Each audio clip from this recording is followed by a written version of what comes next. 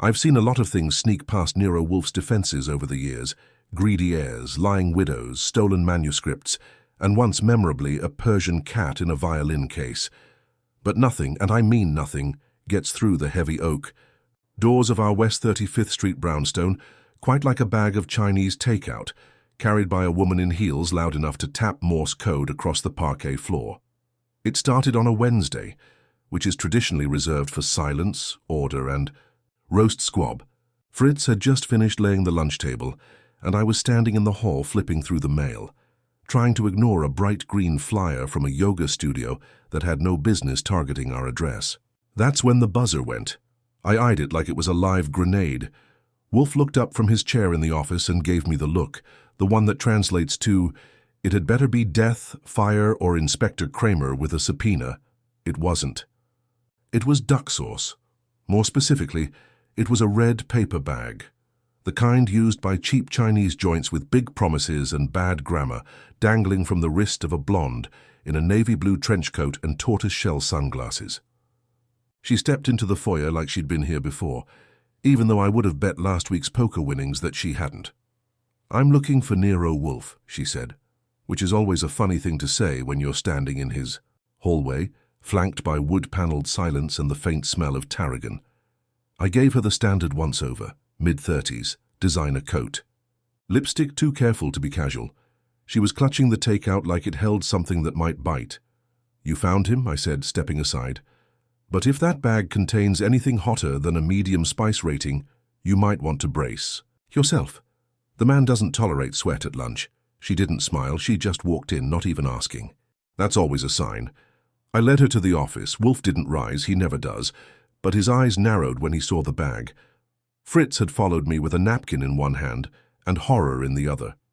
"Miss," I said, trying not to let my voice drip sarcasm on the rug, "you're interrupting the most sacred 25 minutes of this household's daily rotation. If you could kindly—" "I'm not here to eat," she said quickly. "I'm here because someone switched my takeout." She set the bag gently on the desk, right between Wolfe's copy of Pliny the Elder and a half-eaten slab of buttered rye. Wolfe recoiled slightly, as if it had hissed. "Madam," he said, his voice gliding into the room like fog across a pond, "you are, unless I am mistaken, accusing an unknown party of culinary fraud." "Not fraud," she said. "The man who picked up my lunch was found unconscious an hour later in a midtown alley. He's in the hospital. The food he was carrying was not what I ordered, and not from the restaurant I frequent. He works for me. This is the bag." She gestured to it as if that explained everything. "It was a mix-up," I said, though even as I said it, something in her tone said otherwise. "Unlikely," Wolfe muttered, but didn't elaborate. Instead, he let the room absorb the silence like broth into rice.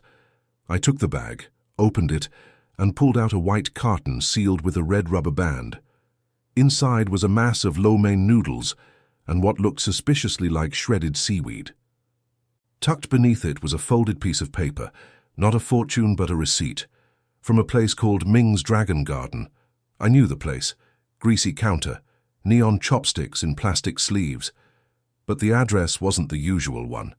This was a Chinatown satellite location I'd never heard of. "What was in your order?" Wolfe asked, barely moving his lips. "Shrimp dumplings from Shun Li Cafe, uptown." I glanced at the receipt again. 2 places, 2 completely different zones. How the hell? "That's what I want to know," she said. "And why?" "My employee, Brian, who's been with me for 5 years, was found with this bag and a needle mark on his neck." Wolfe's eyes narrowed. He leaned back just slightly. "You believe someone intended to give him this?" She nodded. "I'm a literary agent. My office handles confidential manuscripts and high-profile authors. If someone's using us as a drop point for something, I want to know. And more importantly, I want it to stop." "Have you gone to the police?" I asked. I did. They were polite. They said it was a coincidence, a random mugging, but this wasn't random, and I heard that Mr. Wolfe doesn't believe in randomness. Wolfe exhaled softly through his nose. I could see the gears shifting behind that oversized forehead of his.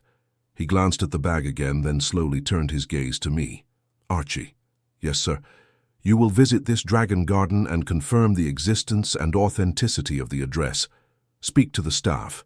Determine whether this transaction ever occurred. I knew the translation. If someone was playing delivery roulette with secret messages hidden in Mushu pork, it was up to me to sniff it out. Wolfe wouldn't move an inch unless the orchids caught fire, but he was already interested, because something had disturbed his lunchtime routine. And for Wolfe, that was equivalent to a full-blown civil war. I'll go, I said, grabbing my coat. The woman stood. I'll leave the bag, she said, but if you find something, I want to know before the press does. There are people who would kill to get their hands on certain books before release. Wolfe said nothing. He merely extended his arm and pressed the button for Fritz to escort her out. As the door clicked shut behind her, Wolfe's lips twitched. A switcheroo, he said, as if the word itself offended him. What a vulgar phrase. I smiled. True, but you're taking the case. He looked at me sideways. I am accepting a disruption. The case remains to be seen. And with that the silence returned, thick, warm, and ready for Fritz's soup. By the time I stepped out onto West 35th Street, the afternoon sun was being filtered through the usual Manhattan haze, the kind that makes everything feel like it's been sneezed on by a tired radiator. The address on the receipt led me into the lower bowels of Chinatown, east of Bowery, past the cheap perfume stands, the $5 manicure joints, and one man screaming about carrots in Mandarin. I knew the area well enough to know that half the storefronts were legitimate, a third were fronts for something else, and the rest depended on how well you tipped. Ming's Dragon Garden, when I finally found it, wasn't the worst place I'd seen, but it was trying. A cracked red awning drooped over a narrow door, half covered in faded stickers, and one very aggressive health inspection grade B. Inside, the place smelled of scorched oil and something that might have been fish in a previous life. A kid behind, the counter, probably 20, had one AirPod in and the focus of a man whose soul had left his body in 2020. Pickup or delivery? He asked, not looking up from his phone. Neither, I said. I'm here about an order that went out around noon today. Lo mein, maybe a side of mystery. That got me a look. Not a big one, but enough. You police? Nope. Private interest. The bag might have gotten swapped. I'm trying to trace it back. He blinked, then called into the back in Chinese. A squat guy in a grease-stained tank top appeared and started yelling back without asking what it was about. A third voice, female, sharp, joined in, and then a woman about 50 emerged, wiping her hands on a paper towel. She looked like she ran the place with a cleaver and a will of iron. You looking for Switch? We no do Switch, she said firmly. Not saying you did. Just trying to confirm if this receipt, I held it out, is from here. Same address, same phone number. She snatched it, scanned it, then looked up at me with suspicion. That our bag, that our print, but not our food. We no do seaweed in Lo mein. I raised an eyebrow. You're sure? We use bean sprout. You want seaweed, you go Korean. Dead. Well, that was refreshingly specific. So this bag left your place but didn't contain your food. Who packed it? Kid at counter. She jabbed a thumb at AirPod boy. He put bag. We make noodle, he packed noodle. Did you recognize the man who picked it up? No face, she said flatly. He wear hoodie, black, talk fast, cash, no weight. AirPod boy added, he didn't stay long, grabbed it and left. I thought it was weird because the name on the order was B. Crowley. Never seen it before. Crowley. That matched what our visitor had said. Brian, the assistant who ended up unconscious. So the order had been real, at least on paper. But the food wasn't theirs. Someone had slipped something else into the packaging, inside their restaurant without them noticing. The woman leaned in. Why you care? Because the guy who picked it up is in the hospital with a puncture in his neck and a mystery entree in his lap. She went pale. We don't poison. Didn't say you did. I think someone used your location to pass something disguised as food. That got silence. Behind us, the fryer hissed like it had something to say. I thanked them, left a tip in. The bowl marked donations to better soy sauce, and stepped out into the street. Before heading back uptown, I called Lon Cohen at the Gazette. I needed a quiet look into Brian Crowley, full name, age, and any recent ambulance rides. Lon was the kind of guy who kept 2 sets of notebooks, one for stories that ran, and one for stories that could ruin careers if they ever did. He told Me, Brian, was 29, worked for a boutique literary agency called Summit Inc., and had been admitted to Midtown General at 12:47 p.m. as a suspected assault victim. No wallet, no phone, just a bag of lo mein and a red mark near his collarbone. Think he was drugged? Lon asked. Don't know yet, but if you hear about any manuscripts leaking, call me first. I got back to the brownstone around 3. Wolfe was in the plant rooms with Theodore, which meant I had about 12 minutes before he would allow interruption. Fritz offered me a cup of coffee and an apology for lunch being cut short. I told him I'd make it up to him by not dying. When Wolfe emerged, I was in the office, boots off, with my notes stacked in front of me. He took one look at my face and sighed. You disapprove? I'm confused, I said. Who uses a noodle joint to deliver a message or sabotage a guy?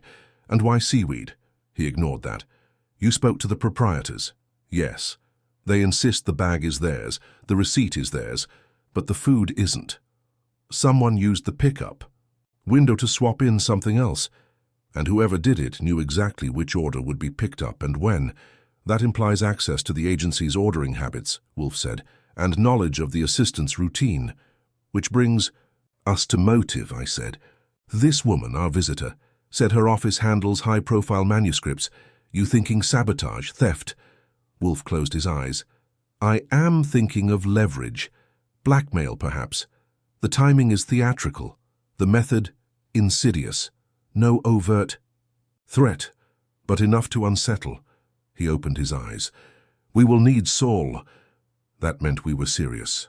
When Wolfe calls Saul Panzer, things are about to get subtle, smart, and potentially very expensive. Wolfe reached for the phone and dialed the private number. Saul, Mr. Goodwin will brief you. You will investigate the agency, Summit Inc. The woman is presumably Miss Remy Parsons, though Archie should confirm it. Begin with the hospital.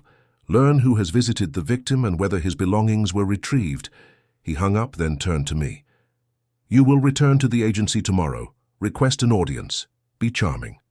I always am. Be precise. To ask what Brian Crowley was carrying before he left, and whether he was expected to deliver anything upon return. Meaning? Meaning, Wolfe said, eyes narrowing, that he may not have been the courier. He may have been the intended recipient. I blinked. You think someone meant for him to get the altered bag? Wolfe didn't answer. He simply reached for his beer. I knew that meant yes. The next morning I walked into Summit Inc. feeling like a paperback among first editions. The place had that boutique New York charm, clean walls, narrow desks, high ceilings, and just enough exposed brick to look literary without appearing lazy. The name was stenciled on a frosted glass door in serif gold letters, and behind it sat 3 assistants in various states of caffeine dependency. Nobody looked up when I walked in. That was my first clue, that whatever Wolfe was sniffing out hadn't surfaced here yet, at least not officially. Excuse me, I said, leaning slightly over the reception desk. I'm here to see Miss Remy Parsons. Tell her Archie Goodwin has a few follow-up questions regarding yesterday's lo mein incident. One of the assistants blinked like I'd spoken French, the other started typing something they didn't mean to send, and the third, an efficient redhead who had the kind of posture that spelled gatekeeper, stood. Remy's in a meeting. I'm not. I gave her my best wait patiently but not too long smile. It worked. She disappeared down a hall lined with framed book covers and quotes from famous authors that sounded better before they were put in gold ink. A minute later, Remy Parsons emerged from the back, still dressed like she was a Vogue editor slumming. It in publishing. She waved me in. The office she took me to wasn't hers, it was Brian Crowley's. Neat desk, shelves of pre-release galleys, and a half-eaten granola bar that looked like it hadn't moved since Tuesday. She didn't sit. What did you find? Seaweed, I said. And possibly sabotage. I need to know exactly what Brian was doing yesterday. What was he supposed to deliver? Or receive? She crossed her arms. Brian picks up lunch. That's it. I order the food on my account, and he goes around noon. Yesterday we were short-staffed, so I asked him to drop something at our print liaison on the way back. The sealed folder, contract edits, but he never made it. I still have the folder. Where is it? She walked to her office and returned with a black folder wrapped in a rubber band. I took it and weighed it, not heavy. Inside were annotated pages, edits, nothing explosive, unless you've ever fought with a copy editor over a semicolon. Was anyone else aware of the errand? My senior agent, Derek. He handed me the notes, but he didn't know Brian was the one taking them. I made a note of that. And you said you've never seen that takeout bag before? Never. That restaurant isn't in our system. We order from Shun Li. Always. What about enemies? She blinked. Enemies? Literary rivalries are bloodier than mafia. Turf wars. Anyone with a grudge. Someone who'd want to humiliate or scare you? She hesitated. That was interesting. People usually deny it right away. When they pause, it means they're sifting. 3 weeks ago, she said slowly, we pulled a major client from another agency, Ralph Bender Associates.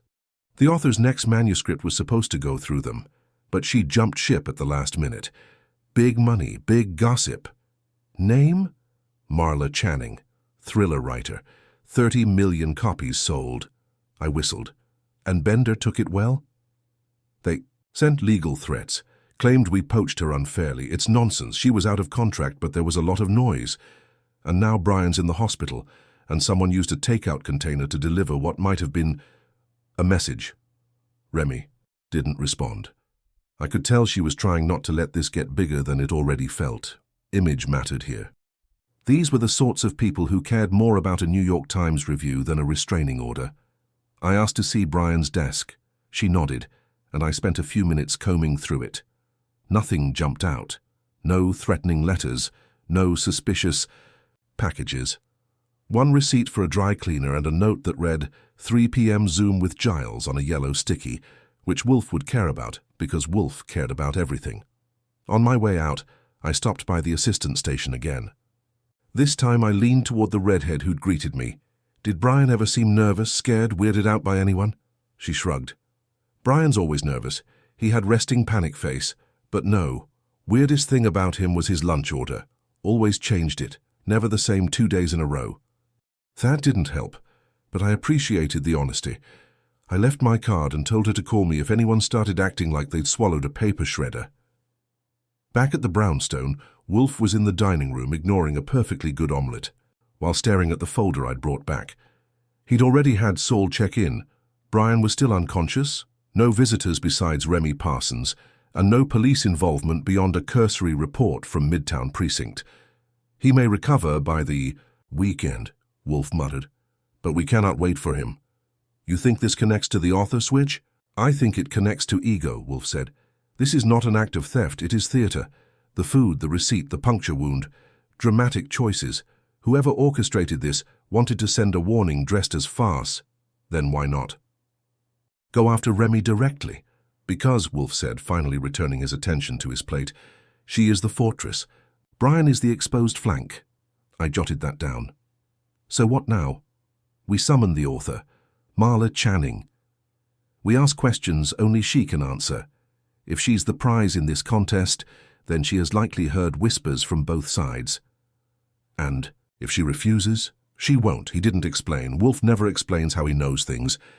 He just acts like the universe mails him spoilers in advance. Later that afternoon, Saul called. He'd poked around Ralph Bender's office, posing as a disgruntled author. Nothing concrete, but one of the interns admitted that Bender had been in a rage spiral ever since Marla's defection, and had taken several long lunches with a man named Clifton Green. That name made Wolfe go still. Clifton Green is not a publisher, Wolfe said. He is a fixer, discreet, theatrical, and expensive. Dangerous? No, but effective. If someone wished to terrify without committing a prosecutable act, he is the man they would hire. So we had motive, method, and a man in the middle who could fake a food delivery with enough flair to make it seem accidental.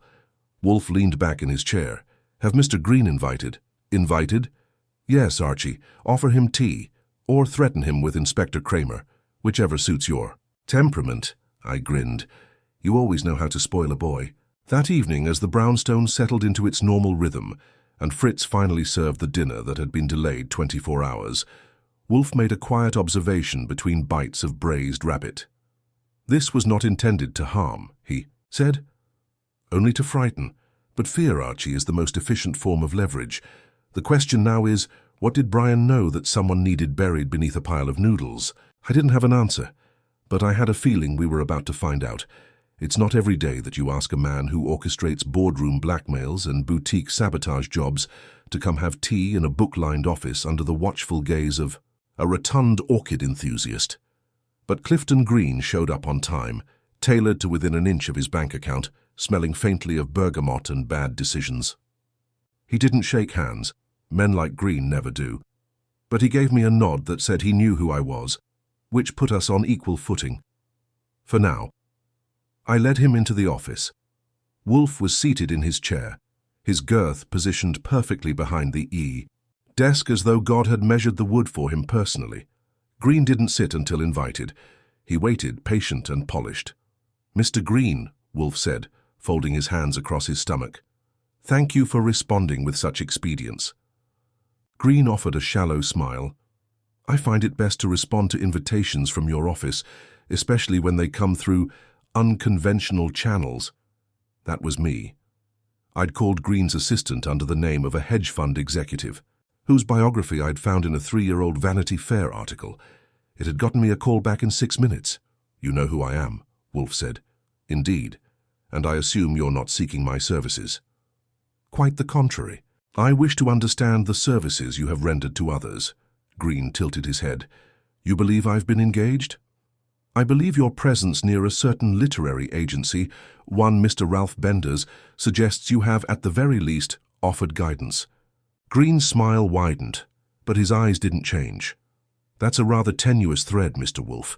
You'll forgive me," Wolfe said, "if I find theatre to be instructive. A staged poisoning through a takeout bag, the precise targeting of an agency assistant, and the use of a restaurant as an unwitting accomplice. Such details point to a familiar signature. Not yours perhaps, but one you have overseen before." Green sat back. "If I had anything to do with what you're implying, I'd be inclined to deny it, professionally and categorically. Of course, which is why I ask you only this. Did you speak with Ralph Bender in the last 2 weeks?" Green was silent for a second too long, then, "Yes." "Did he request assistance in managing his reputation following the departure of a high-profile author?" "That," Green said, "would fall under privileged consultation." "Very well," Wolfe said. "Did you visit Ming's Dragon Garden?" That cracked the polish. Green's eyes flickered, only slightly, but enough for Wolfe to press on. A restaurant in Chinatown with limited foot traffic, a convenient layout, and no security cameras, a location used, on the day in question, for the delivery of a falsified food order that incapacitated a young man. The man is now in the hospital. The food was tampered with. You were seen by 2 independent observers having lunch 1 block from that restaurant that same afternoon. Green's jaw tensed. Coincidence? Wolfe's voice dropped an octave. "You are clever, Mr. Green, but not clever enough to assume no one would follow you. My associate, Mr. Panzer, is a ghost when he wishes to be. He observed you, he photographed you, and he identified the man you met. A technician from a small culinary packaging firm in Queens. That was Saul's work. He dug up the lunch date and the guest, a man named Leo Travers, who ran a print shop that just so happened to produce custom-branded paper bags for eateries. Bags like the one delivered to Summit Inc. You don't need to tell me why," Wolfe said, "but I suggest you consider this. If someone is hospitalized and you had any role in orchestrating the method of his incapacitation, however unintentional, the effects then you are no longer in the domain of mischief. You are in the domain of criminal conspiracy." Green stood. "I had nothing to do with what you're describing. I will not be intimidated, Mr. Wolfe." Wolfe raised a hand. "I am not intimidating you. I am offering you a moment of discretion. If you wish to exit this matter cleanly, I advise you to inform Mr. Bender, if he is your client, that further interference will result in exposure. I do not bluff, and if another of Wolfe's lunch hours is disrupted, I assure you I shall take it personally." Green's jaw twitched. He turned to me. "You're enjoying this, aren't you?" "Like a spa day," I said. He left without another word. The door clicked shut, with the kind of finality you only get from gilt or polished shoes. Wolfe said nothing for a moment. Then, "He'll run, or he'll cover his tracks." You think he was hired to send a message? I think he subcontracted it. Green is a broker. He doesn't touch the dirt. He just tells others where to dig. I was halfway through pouring. Us both a drink when Fritz entered, looking as distressed as Fritz ever gets. Mr. Wolfe, there is a woman here. She did not give her name, but she insists on seeing you immediately. Wolfe groaned. Did you attempt to discourage her? I did. She used Mr. Goodwin's name, and she is crying. Wolfe stared at me like I'd ordered her myself. I shrugged. Bring her in, Wolfe said, sighing like a martyr. The woman, who walked in, was mid-40s, disheveled with dark circles under her eyes and a nervous grip on a brown leather bag. She introduced herself as Valerie Penn. She worked at Summit Inc. in the contracts department. I remembered seeing her in the hallway. I didn't know where else to go, she said quickly. Brian's still unconscious, but I found this in his office drawer this morning. She handed Wolfe a folded envelope.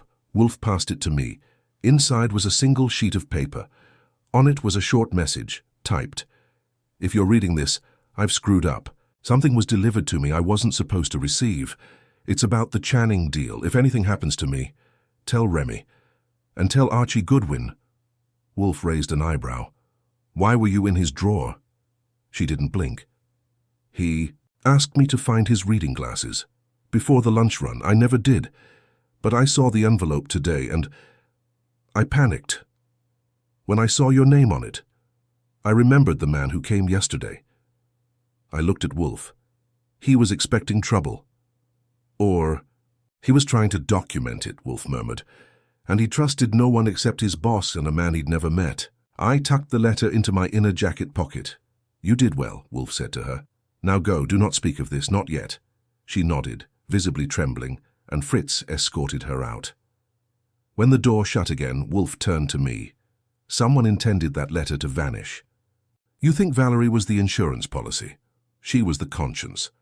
Mr. Crowley, for all his anxiety, appears to have been more alert than we assumed, which means we must ask, what did he actually receive in that bag? A warning. Wolfe shook his head. No, not just a warning. Something tangible.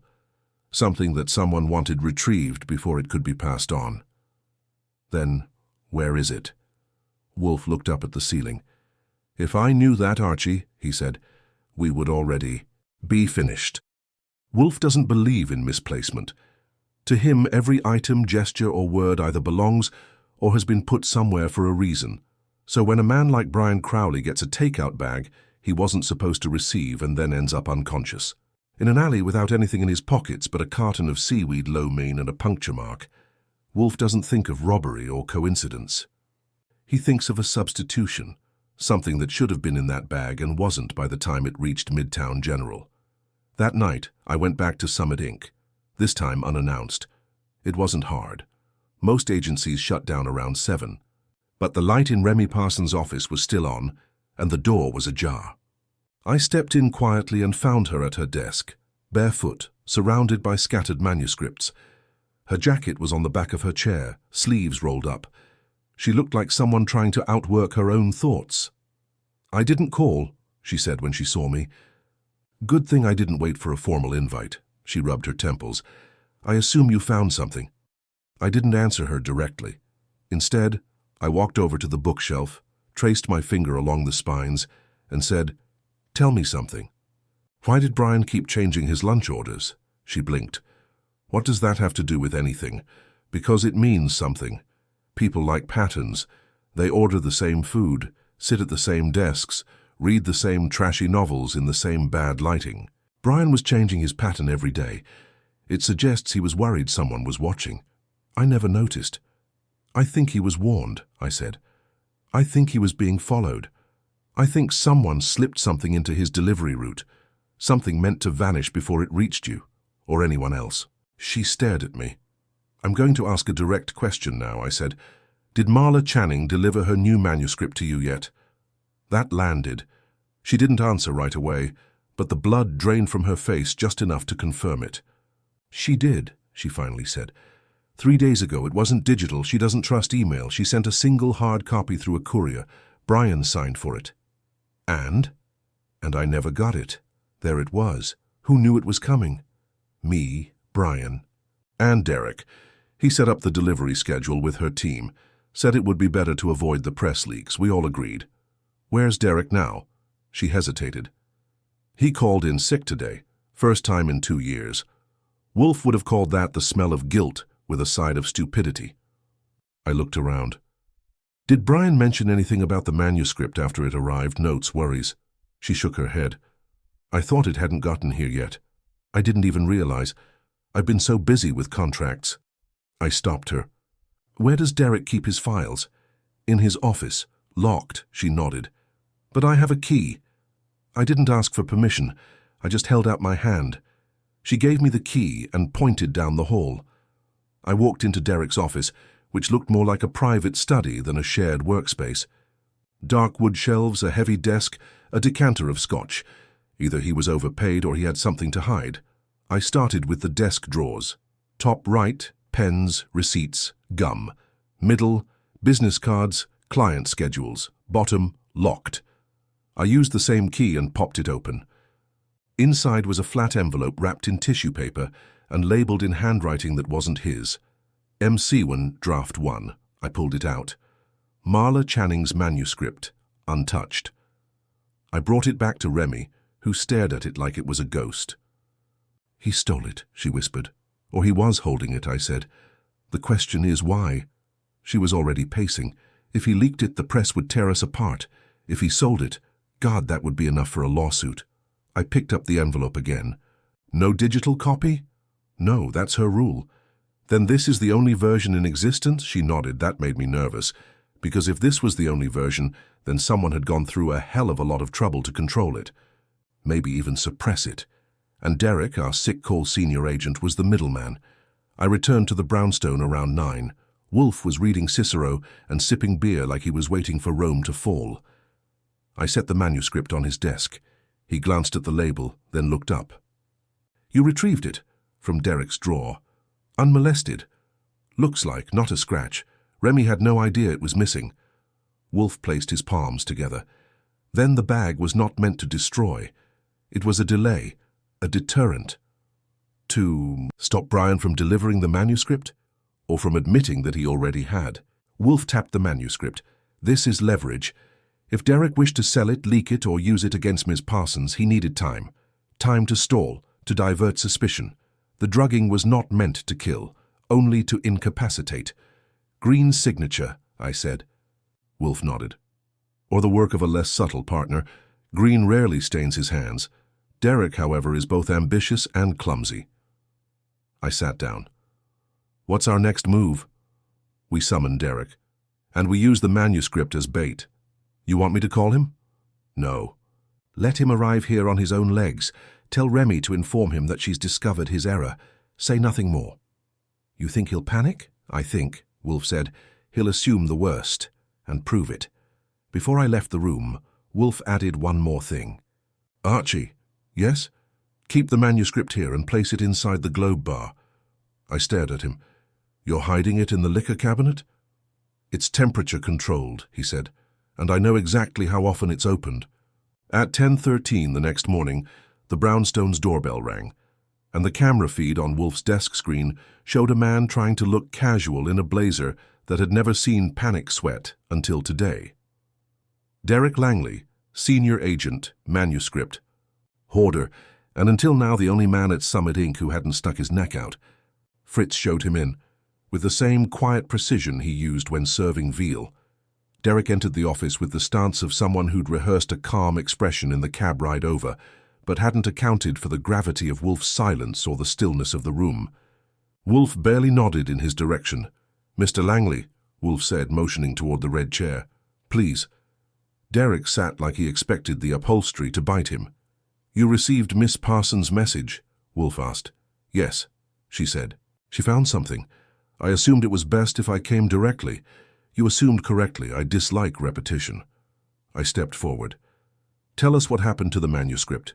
Derek blinked. What manuscript? Wolfe leaned back, eyes closed for a beat longer than usual. When he opened them, they were colder than winter on Rikers. Mr. Langley? Shall we pretend or shall we conclude this while my eggs are still warm? Derek's facade crumbled just a bit. He rubbed his palms on his knees. I didn't take it. I just held it. Why? I asked. I didn't know where it came from at first. Brian brought it in and didn't log it. It was just there on his desk. No email, no signature line. I thought maybe it was a leak copy. Marla's been secretive and I thought it was some stunt. So you took it, I said, and hid it. He nodded, eyes flicking between us. I was going to return it. I swear. I just needed time to verify it, make sure it was real. Why not ask Brian? Wolfe asked quietly. Derek flinched. Because Brian doesn't think. He follows orders. He doesn't question. I wasn't sure he even knew what it was.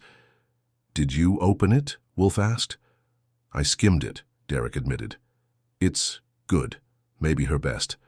But I figured if it was genuine, I'd speak to Remy about timing. Publication windows, you know how it is. I do not, Wolfe said, because I do not commit petty theft in the name of strategic scheduling. Derek swallowed. I wasn't trying to steal it. No, I said. Then what was the plan? You keep it, tell no one, and hope Brian forgets he brought it in. You think no one notices when a once-in-a-lifetime draft goes missing? He didn't answer, which meant that was exactly what he thought. Wolfe tapped the edge of his chair. Your intention is irrelevant, Mr. Langley. The consequence is that a young man is hospitalized, a manuscript was nearly lost, and your employer is exposed to ruin. If you had assistance, if someone urged you to suppress the document, you will tell us now. No one, Derek said quickly. I did it alone. Green's name came up in the office, but I never contacted him. I just thought I could manage it internally. I could see Wolfe calculating. Derek wasn't the mastermind. He was a careerist, greedy, insecure, and short-sighted, but he was still useful. Where is Brian now? Wolfe asked me. Still sedated. Doctor says he might wake by tomorrow. Wolfe looked at Derek. Until then, you will speak to no one. You will say nothing about this to Miss Parsons, Miss Channing, or the press. Do you understand? Yes, of course. And you will surrender your office keys to Miss Parsons. Derek hesitated, then nodded again. I'll do whatever you want, just please don't destroy my career. Wolfe didn't answer him. I showed Derek out. When I returned, Wolfe was already dictating notes into his private recorder. He stopped. When he saw me, he lied, I said. Of course. About Green? No, about acting alone. Mr. Langley is capable of misjudgment, but not orchestration. The food, the packaging, the timing, those were managed by someone else. Then why cover for them? Because he's been promised protection. Or reward. I sat down. So we're looking at a bigger player. Indeed, Wolfe said. And that player now knows the manuscript wasn't destroyed. I glanced at the Globe bar. Still tucked safely between the gin and the cognac, Wolfe grunted. Not for long. That afternoon, Saul Panzer called. He'd traced Green's lunch guest, the man from the packaging company. Leo Travers. Saul had followed him to a third-floor walk-up in Astoria, where Travers met with a man named Nathan Welch. The name didn't ring a bell until Wolfe pulled a folder from the top shelf. Nathan Welch, he read, was an editor at Bender's firm. Fired 8 months ago after a plagiarism dispute. No official charges. Rumor had it Marla Channing had accused him of manipulating her early drafts for profit. He got dumped, she left the agency, and now he's got motive, I said, and perhaps revenge. Saul was already en route to Welch's apartment when he called again. Doors ajar, he said quietly. Looks like a rush job. No answer. Go in, Wolfe said, but carefully.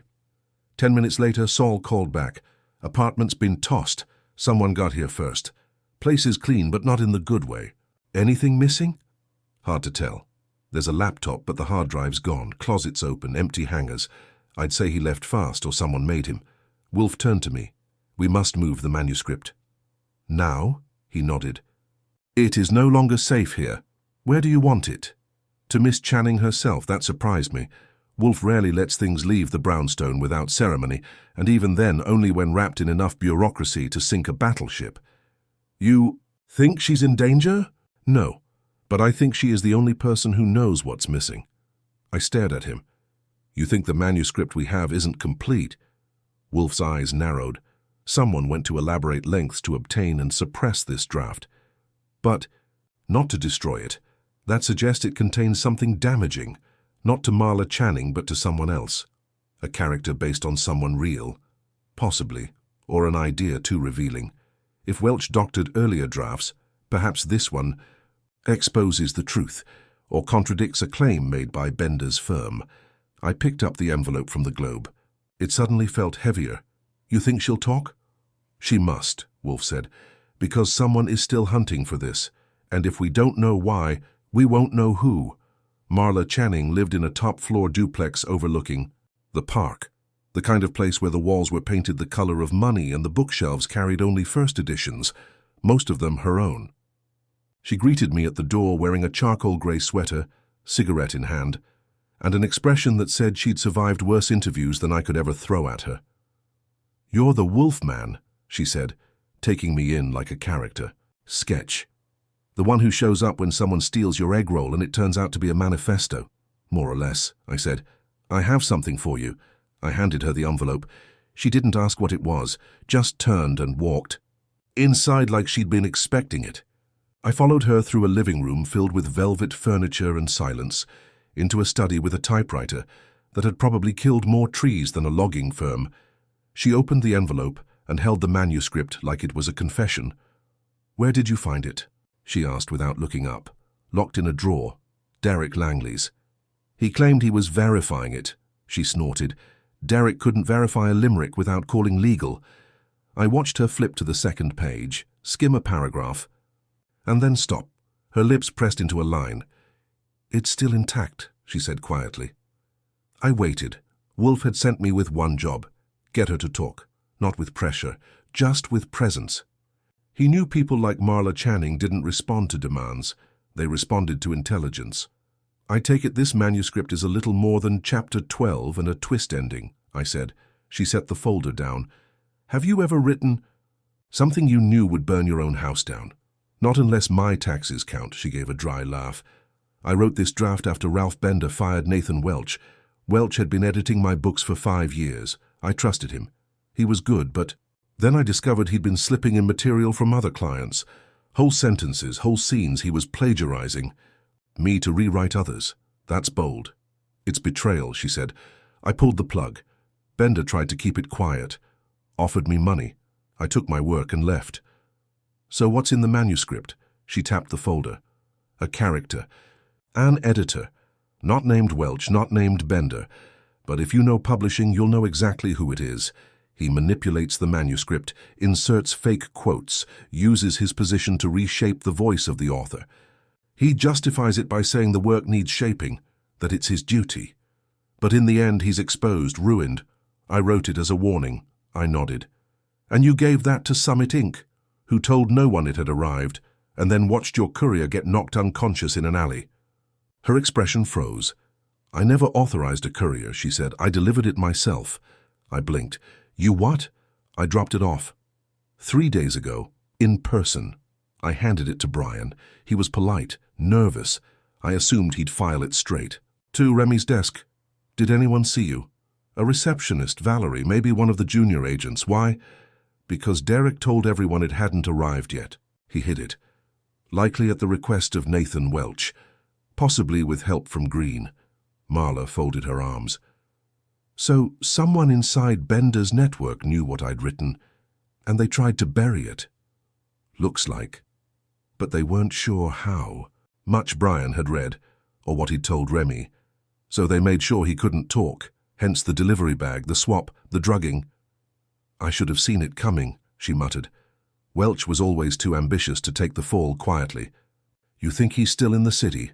"No, but if he's gone, he left with one plan unfinished." I stepped closer. "What's that?" "To make this disappear." She stared down at the manuscript. "I want it out," she said. "Published. Let them squirm. I'd recommend waiting 48 hours. Wolfe's still untangling the chain. Let me guess, he wants to know if Welch acted alone, or if Green pulled the strings." She walked to the window. "They tried to control my voice, now they're afraid of what it says. That's not just crime, it's cowardice." "Tell that to the hospital bill," I said. She glanced at me, then back at the manuscript. "Tell. Wolfe I owe him," she said. And if he ever wants to write fiction, I'll ghostwrite it for free.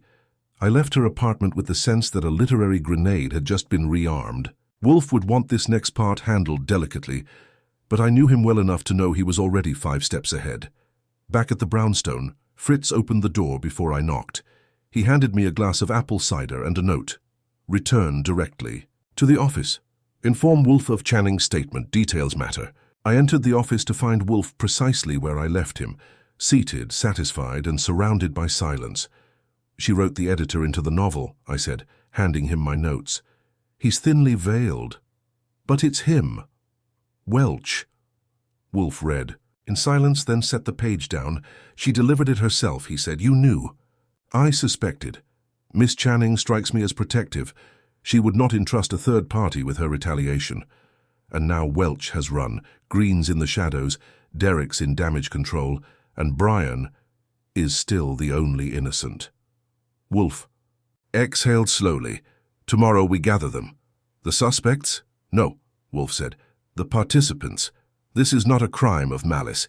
It is a drama of control. We will let them believe they still possess leverage.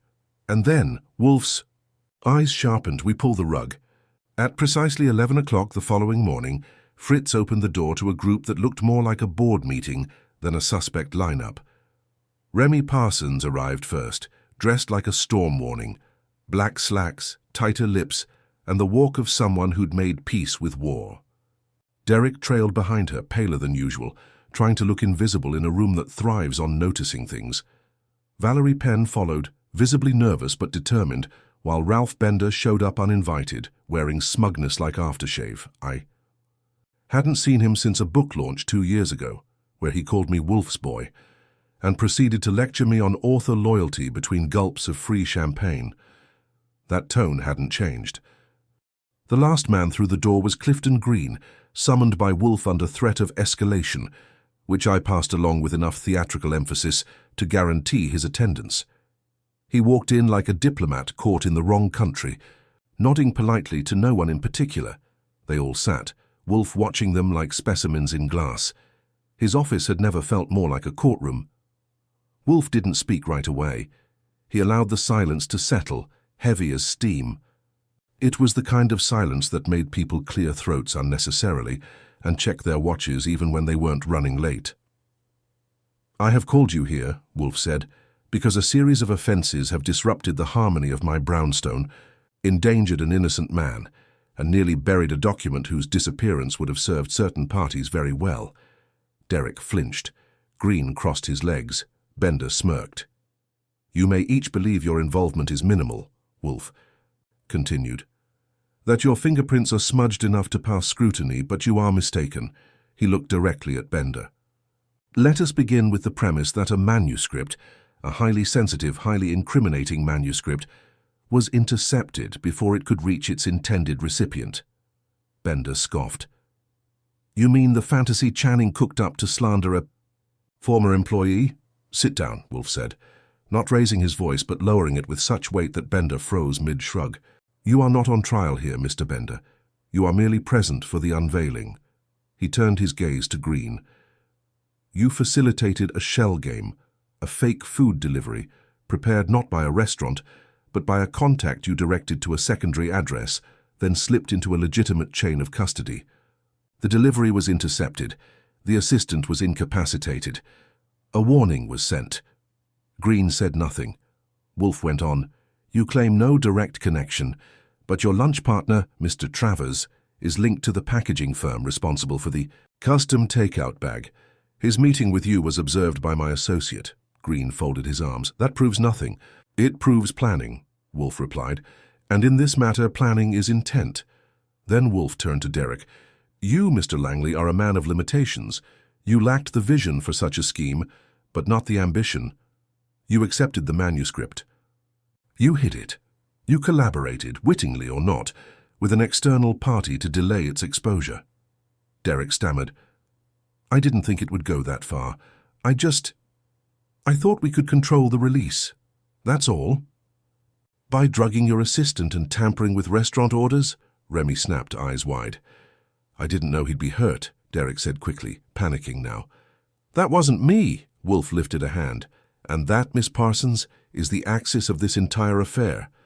No one claims responsibility for the harm, only for the intent. But the harm remains.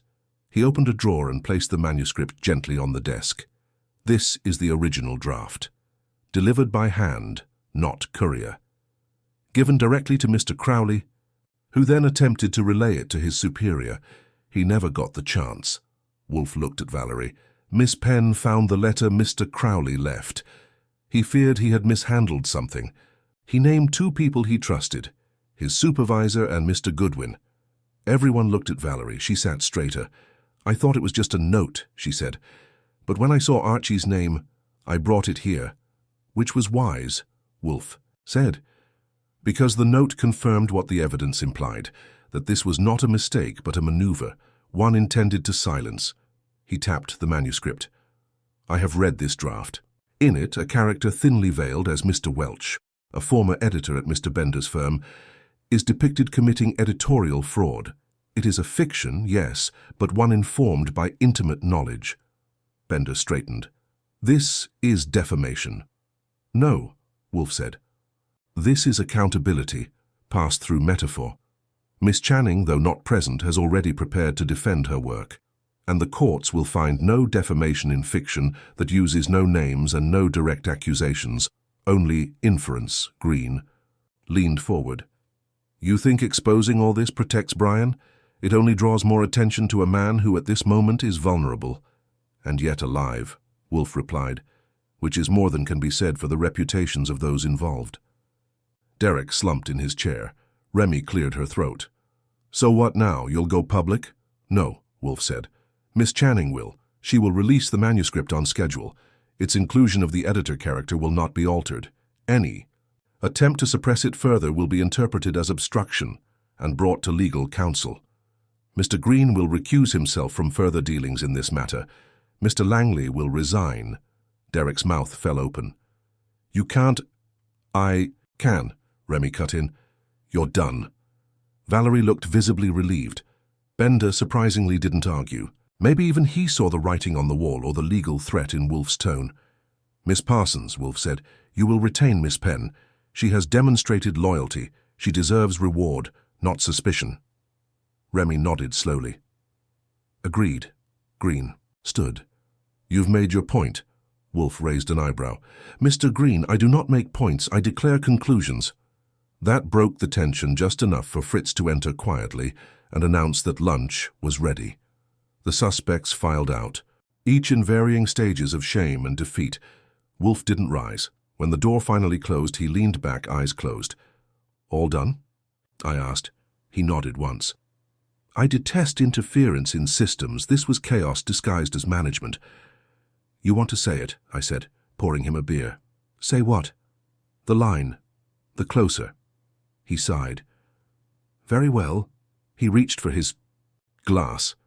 Ambition is tolerable, Wolfe said, until it forgets its manners. The day after the office gathering, Peace returned to the brownstone like a man who'd finally come home after dodging bullets with a broken umbrella. Fritz made pancakes thick enough to stop a lawsuit, and Wolfe spent most of the morning with his orchids, talking softly to a Miltonia that he claimed was refusing to bloom out of spite. It was nearly noon when the doorbell rang again.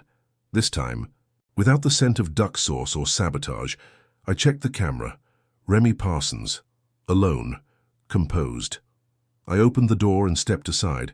She gave me a tight smile as she entered. I thought I owed one more visit, she said. I'd have bet. Against it, I said. Most people don't return after Wolfe rearranges their view of the universe. Most people don't get rescued from professional implosion either. Wolfe was in his chair when she stepped into the office. She didn't wait for him to speak. The manuscript is being processed, she said. We're setting up an expedited release. Marla's on board. And yes, the editor character stays in. Wolfe gave her a short nod, his equivalent of a handshake and a back pat combined. And Mr. Langley? He asked. Resigned, she said. Effective immediately. No threats, no drama. He knew it was over. Wolfe's fingers laced together. Good. Remy turned to me. Brian woke up this morning. He's groggy but stable. Doesn't remember much, just that someone bumped into him outside the restaurant, then nothing. That fits the story, I said. Green, or Welch's. Stand in. Wanted to buy time, a few hours, just enough to keep the manuscript off your desk and get a look inside it. He'll recover, Wolfe asked. Yes, and we're covering his hospital bills. Wolfe grunted approvingly. Small recompense for loyalty. I never doubted Brian, she said quietly. But I did assume he was just an assistant. I didn't see how far he was willing to go to protect the agency. Or me. That's the nature of loyalty, Wolfe said. It is most valuable when it is least expected. She smiled at that, faint but sincere. I should go, she said. I have 3 back-to-back meetings and a PR team with a nervous breakdown. Miss Parsons, Wolfe said, stopping her mid-turn. Be careful with power. You've seen what ambition without direction becomes, she nodded. Understood. And thank you, Mr. Wolfe, for everything. After she left, Wolfe stayed silent for a long while, staring into nothing as the orchid swayed in the breeze from the ceiling fan. I broke the quiet. You believe her? Yes, Wolfe said. Though she'll need time to learn what power does. People like her often survive the fire but forget who lit it. And Green, he'll vanish, temporarily. Men like Green are too valuable to vanish permanently, but he won't meddle in literature again. Shame. I was hoping he'd get stuck ghostwriting romance novels in Idaho. Wolfe didn't laugh. He never does. That afternoon, Saul dropped by with one last report. Welch had been spotted boarding a train in Albany 2 days ago. No luggage, no trace. He hadn't used credit cards, hadn't stayed in hotels, hadn't called anyone from his known contacts, just disappeared. Saul figured he had cash stashed somewhere, probably borrowed from Bender under the table. Think he'll show up again? I asked Wolfe after Saul left. Wolfe gave a slow shrug. If he does, it will be under another name and another failure. Cowards rarely reinvent themselves as heroes. Later that evening, the manuscript was picked up by a trusted courier. Wolfe insisted on seeing the man's ID, taking a photo of his badge, and writing the license plate number down himself. Not that Wolfe ever leaves the house, but when he gets involved in something, he holds on like a snapping turtle with nowhere to be. Once the manuscript was gone, the brownstone fell back into its rhythm. Dinner arrived on time, beef bourguignon with a side of silence. Fritz served it with the reverence of a man restoring order with a ladle. Over dessert, Wolfe sipped his beer and finally spoke again. I dislike manuscripts. Because they disturb your meals? No, he said, setting his glass down. Because they contain too much of their creators. People spill themselves into fiction and then wonder why the world sees through them. Is that what happened? Here? Of course, he said. Miss Channing wrote what she couldn't say. Welch saw it coming and tried to smother it before it could breathe. Derek saw an opportunity and paid for it in reputation. Green took a commission and discovered it wasn't worth the risk, and Miss Parsons learned that control is not the same as stability. I shook my head. And all this started with a takeout bag. Wolfe exhaled deeply. No, Archie, it started with pride. There it was, his final line. The one that wrapped the whole thing in ribbon, whether you liked it or not. 2 weeks after the whole mess began, I found myself standing in front of Ming's Dragon Garden again, not for a case, not for surveillance, but because Wolfe sent me there with exact instructions. 2 orders of shrimp dumplings, no MSG, light soy, and make sure they hand it to you directly. That was Wolfe's idea of closure. Inside, the same kid with the AirPods was behind the counter. He recognized me instantly and reached under the register for a bag already labeled Wolfe No Swap. Someone had clearly been told never to improvise again. I paid cash and left a generous tip, mostly because the bag didn't smell like sabotage and the kid hadn't tried to drug me. Back at the brownstone, Fritz inspected the food like it had arrived from a war zone. Once he was satisfied it didn't contain classified documents or powdered opiates, he plated it and retreated. Wolfe and I sat in the office as usual, me in the red chair, him behind the desk, like the world outside hadn't tried to smuggle secrets in egg cartons. The dust had settled. Brian Crowley was back at Summit Inc., now promoted to lead assistant. Remy had set new security protocols in place, including verified deliveries and direct submission chains. Valerie had been given a raise and an office with a window. Derek Langley, last I heard, had applied for a job in public relations. which, given his flair for creative storytelling, felt appropriate. Ralph Bender issued a statement denying any wrongdoing. No lawsuits followed, but the publishing rumor mill chewed him up for a week and spit him out with half a client list. Marla Channing's book, retitled Ghost Notes, was already hitting advance buzz columns as the year's most searing literary satire. Reviewers would speculate about the characters, of course, they always do, but none of them would ever know how close they came to vanishing in a paper bag. As for Nathan Welch, gone. Vanished like a semicolon in a bad first draft. Wolfe believed he wouldn't resurface, not in New York, not with this stink still clinging to his name. My money said he was halfway across the country, under a new identity, probably ghostwriting. BIOS for fitness influencers.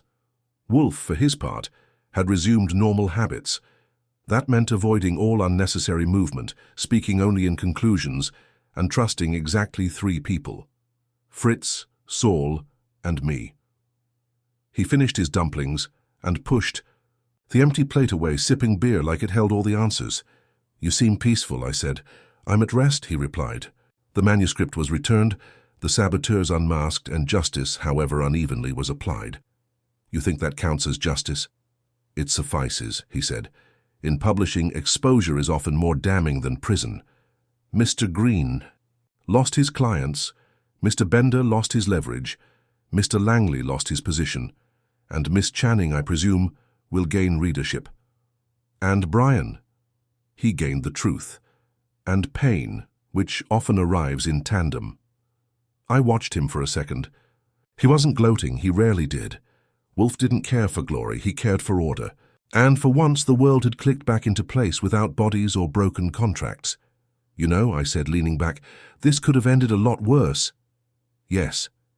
He could have died. The manuscript could have disappeared." Green could have walked away clean. And yet, Wolfe said, he didn't. I let that hang in the air a minute before reaching into my coat pocket and pulling out the small red envelope that had arrived earlier by courier. No tricks, no funny packaging, just a wax seal with a stylized M. "What's that?" Wolfe asked. "Invitation," he raised an eyebrow. "To a reading. Miss Channing's launching Ghost Notes next week. Private salon. 5 guests. She asked if we'd attend." Wolfe closed his eyes. "No. Thought you might say that." I dropped it on his desk anyway. He didn't touch it. "You're not even curious?" I asked. "About watching a room of people pretend they aren't trying to identify themselves in a novel?" "No. You do realize you're in it." That made him open his eyes. "What?" She didn't say directly, but I got the sense. "There's a detective character. Doesn't leave his apartment, solves everything from a chair, drinks imported beer, and is allergic to small talk." Wolfe's nostrils flared. "Appalling. Apparently he's the only one who sees through the entire thing. He's got a secretary who mouths off a lot and wears cheap shoes." I grinned. He scowled. "She used us." "She honored us," I corrected. "If you'd like, I'll sign your copy." "No." I stood up and stretched. "Well, that settles it. I'm going. You can stay here with your orchids and your bitterness." "I shall." I walked to the door. Just before I opened it, Wolfe spoke again. "Archie." "Yeah?" He paused. "Do not bring me the book." I grinned. No promises. That evening, as Fritz cleared away the last of the dishes and the house slid into its usual rhythm of quiet page turns and the rustle of linen napkins, Wolfe returned to his chair with the faintest twitch of his upper lip. Not quite a smile, but close. Outside, the city moved on.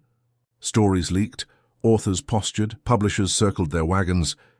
But inside the brownstone, equilibrium had been restored, at least until someone else showed up with another bag, another name, and another secret inside a harmless-looking container. Because, in Wolfe's world, trouble always came packaged, sometimes with seaweed, sometimes with lies, and sometimes with extra duck sauce. If you're the sort of person who thinks solving mysteries is about catching killers in the act or racing through alleyways with a pistol drawn, you'd have hated every minute of this one. No blood-stained carpets, no smoking guns, no cries of "it was him," followed by dramatic gasps. What we had was a takeout order, a missing manuscript, and enough fragile egos to make a Hollywood press tour look tame, And yet, when I sat down a week later to reflect on the whole thing, something Wolfe insists I do after every major case, I realized this may have been one of the purest cases of what Wolfe calls strategic interference, not criminal in the way the law defines it, but calculated, personal, corrosive. It had all the ingredients: a sabotaged assistant, a buried draft, a powerful agent playing dumb, a freelance fixer pulling strings in the shadows, and a famed author turning revenge into prose. Each of them had their angle, their pressure point, their little secret they hoped would stay buried under client lists and pre-orders. But none of them counted on Wolfe. He didn't leave the house, he didn't bribe anyone, he didn't even touch the manuscript. What he did was listen, watch, connect dots no one else could see, and, when the time was right, he brought them all into one room like a conductor summoning an off-key orchestra, and conducted the truth out of them, one dissonant note at a time. That was the performance. Looking back, here's what stands out most clearly now that the fog of suspicion has lifted. Brian Crowley was the quiet hero. He never saw it coming. All he did was accept a delivery from the author herself, no questions asked. But when he realized something was wrong, whether it was a look, a missing email, or just gut instinct, he didn't run. He left a note. That note gave us the breadcrumb trail Wolfe needed. Without it, the manuscript might have vanished, and the lie would have stood. He reminded me of me a little years ago, trying to be useful, doing the errands nobody else wanted, and like me, he got blindsided by other people's ambitions. Derek Langley was exactly what Wolfe expected. There's a type you meet in every mid-level position, ambitious enough to sniff power but not sharp enough to hold it. Derek tried to leverage a manuscript like it was a stock tip, but he didn't have the brains to play both sides and not get burned. In Wolfe's words, he was merely greedy, not malevolent. Still, greed in the wrong hands tends to do damage even evil can't dream of. Clifton Green proved why Wolfe hates middlemen. Green never got his hands dirty. He had plausible deniability, perfect grooming, and a lawyer on speed dial. But behind all that polish was a man who'd architect a fake delivery, hire a packaging firm under a false name, and make a good kid wake up in the ER just to delay a book from being read. Wolfe didn't have to expose him.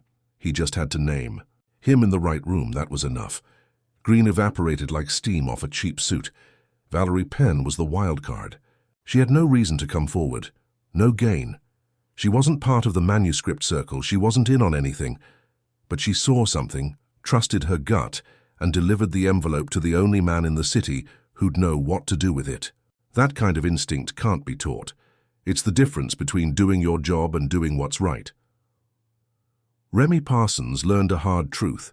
You can run an agency, sign big names, win auctions, but if you ignore what's happening to desks over, you're just the captain of a leaking ship.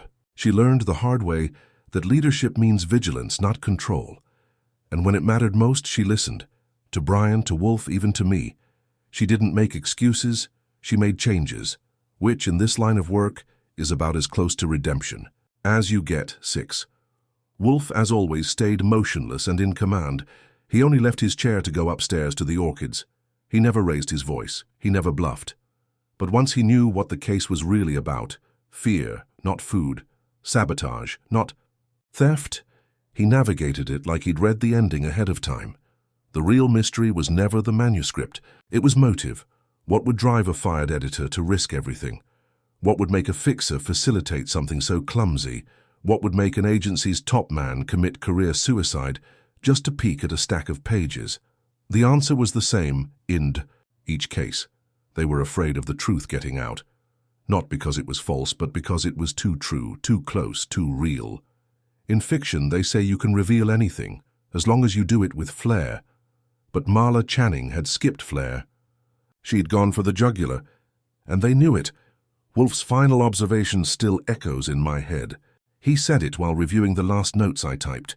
Truth, when concealed, becomes dangerous, but when revealed, it becomes freedom. Not for the liar, but for everyone else. I'll never print that, of course. Wolfe would never allow it.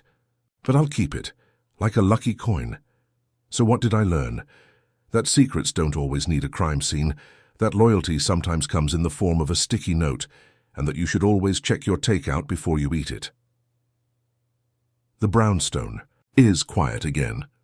No more guests, no more trembling clients or smug rivals. Wolfe is back to his orchids, Fritz is experimenting with garlic cream sauces, and I've got a stack of mystery novels on my desk that don't seem quite as complicated anymore.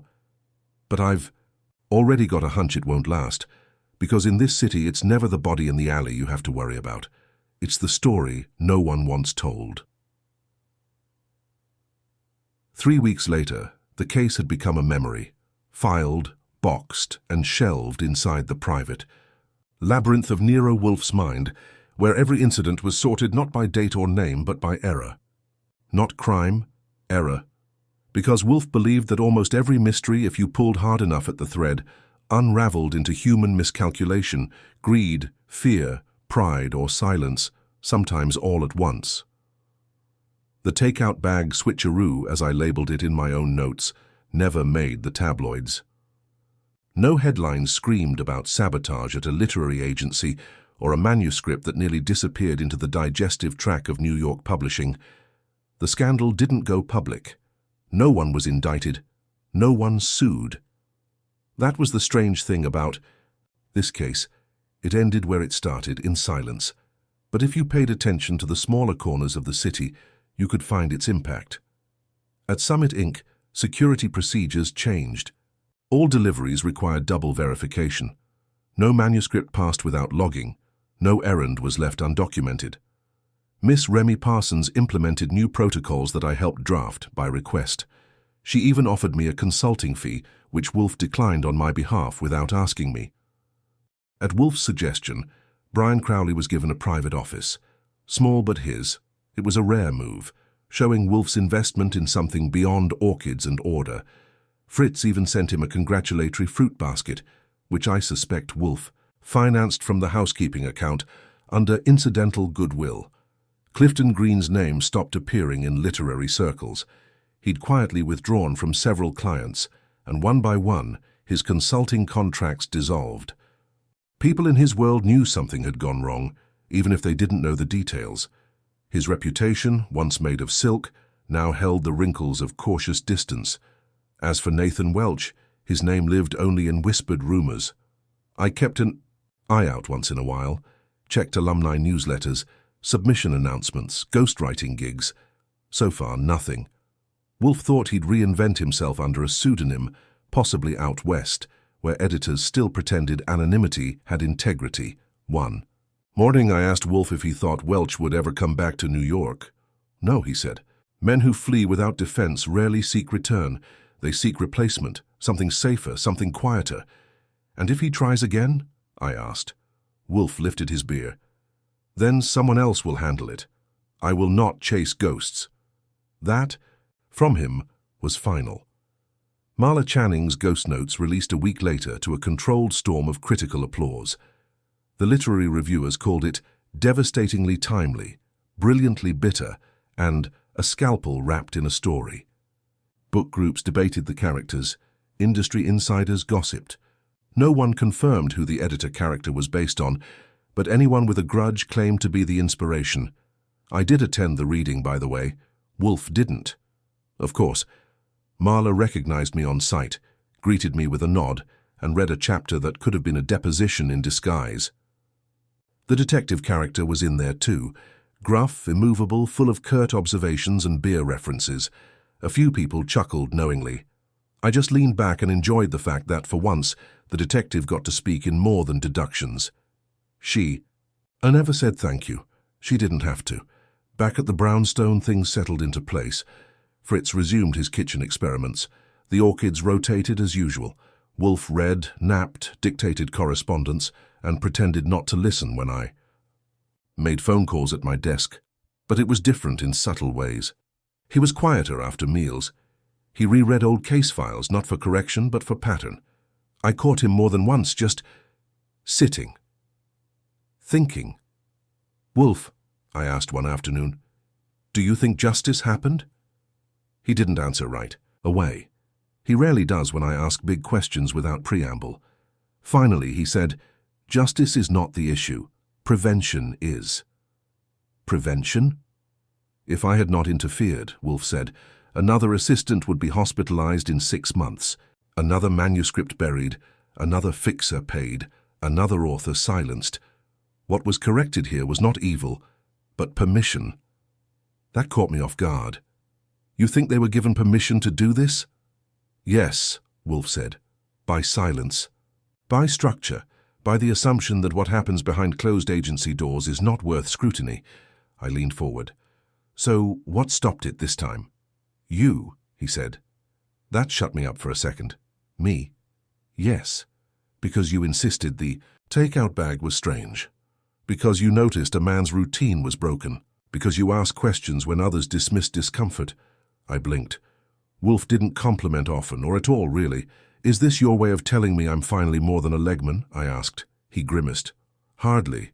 You are indispensable, not transcendent. Fair. Later that week, a small package arrived by private courier. No name, just a return address, Soho, Manhattan. Inside was a hardcover copy of Ghost Notes, first print run. No inscription.